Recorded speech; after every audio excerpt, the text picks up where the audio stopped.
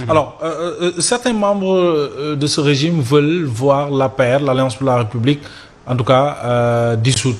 Ñu dissoudre ko. Mais ils peuvent rêver. mënul nekk. Non, man na nekk kay.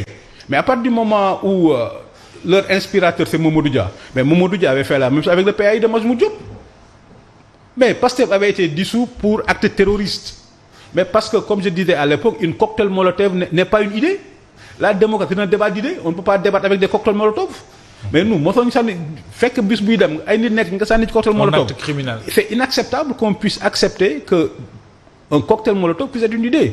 On ne peut pas accepter qu'incendier l'université puisse être une idée. Donc Pastef avait été dissous comme étant un truc terroriste. Mais maintenant, pour dissoudre la paix, mais ça va être compliqué pour eux. Mais nous sommes dans un état de droit. Nous, on va faire des recours. Tu vas dissoudre la paix, pourquoi?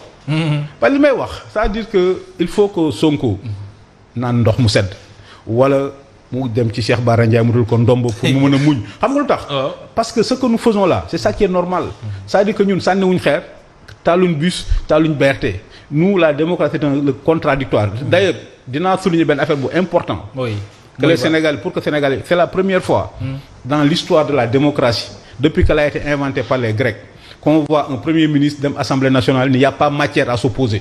C'est très dangereux. C'est très dangereux. C'est pas au Premier ministre de dire s'il y a matière à s'opposer ou pas. La démocratie, c'est du relativisme. Les questions économiques, da ngay am sa idée, ma am sama idée.